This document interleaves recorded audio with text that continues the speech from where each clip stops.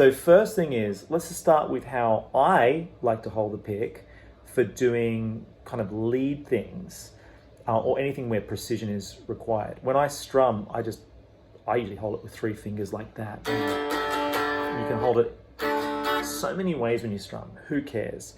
When we're doing individual notes, I like to hold it with 2 fingers and a 3rd finger here to just stabilize it. Try my way, see if it works for you. And I think it will. Anchor my wrist here, and that stabilization, just make sure that pick is super straight. And as I go up here, my wrist is climbing up, so it never finds a position and stays there. It's always moving, right? Always moving to find this. So for something like Here Comes the Sun, for instance, right? Just in that beginning, in order to bring out that melody, I am doing that.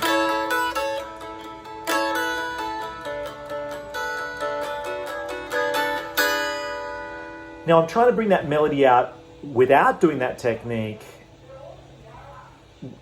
as that song went on like that. So from now. Just using more power. But so it's not the only way of bringing that out. But I could do this.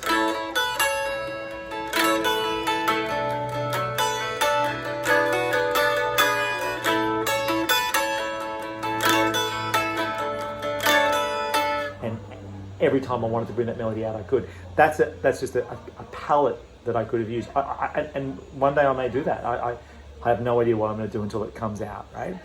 Yeah. So that's a great technique.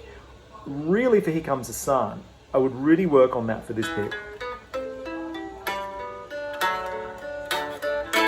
The way to think about it is think about it in a chunk.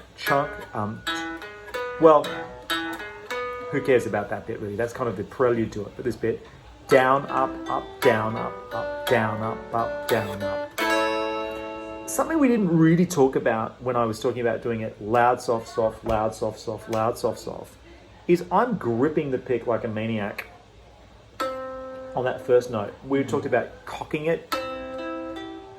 I'm really getting in there. Da, da, da, da, da, da. And the way I'm doing those soft notes is I'm just not putting any pressure on the on my pick. I'm holding my pick so loose it's going to fall out of my hand, and I'm gripping it. Grip, let it fall out. Grip, let it fall out. Grip, let it fall out. Mm-hmm. That's the way of getting louds and softs, rather than how hard I do this. Like, I'm slightly exaggerating that, but not by much, right? I honestly, in the same, I'm not, if I was recording it, I probably wouldn't do it as intensely as that, but live I probably would. Yeah. In the moment, I would actually probably do it, and that sounds very, very intense, but that's actually how I would do it. Yeah.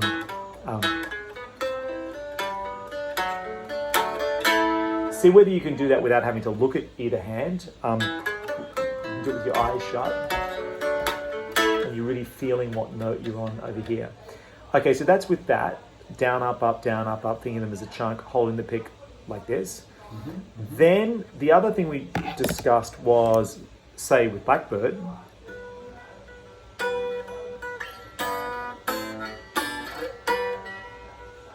now that's definitely an exaggeration, but the same principle.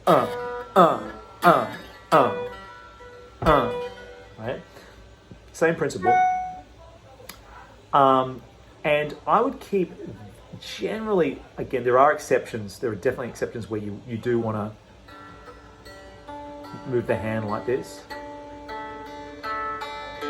That first song that you played for me was an exception where the hand does do this.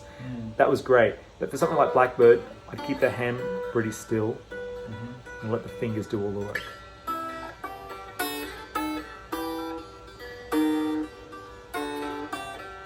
You know what I mean? Mm-hmm. The hand's pretty still. It's just all about this. Yeah.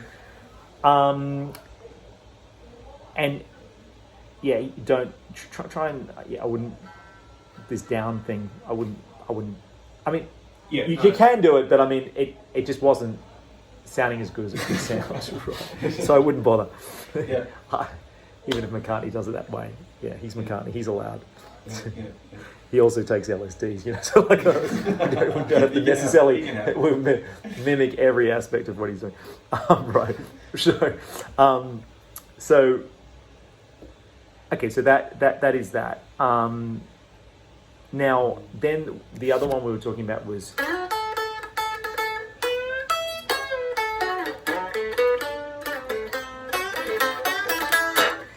very aggressive, really aggressive. I'm anchoring that wrist like a maniac to do that, and really digging in with that. I love that word, cocked. What I do here, I actually don't know exactly what he's doing. It's something like that. That's absolutely good enough, because it's when something's fast like that, no one knows what exactly it is. Yeah. You can get over. Can you just run through it? Oh, I will. So I'm doing a little kind of nebulous bend on the 7th fret. Then I'm going 5th on the G, 7th on the D, then back to 5th on the G. So I'm going. Then I do another nebulous bend on the 7th on the D. Then I go 5th on the B, 7th on the G, and back to the B, and then I do a low E. Which brings me to the final point, which is I'm kind of like hitting more than one string because I'm muting the strings that I don't want. That's a difficult song to explain it on because it's so fast to start with. But start it simply, right? So when you do this technique of, you don't necessarily have to be always anchoring here, because you might be doing more of a strummy thing. You could be, but that technique frees his hand up to some extent, because I might go something like that, or you know, cool.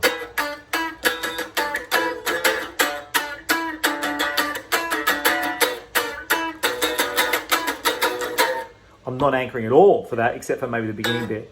So you can practice. Try it on the D. Try on the G. Hit random notes. See how good you can do it on every note. And it will not be, do not aim for perfection. Like aim for, like, I'll do it on the B. E. It's really hard. Do you see, I'm strumming pretty much all the notes. B. G.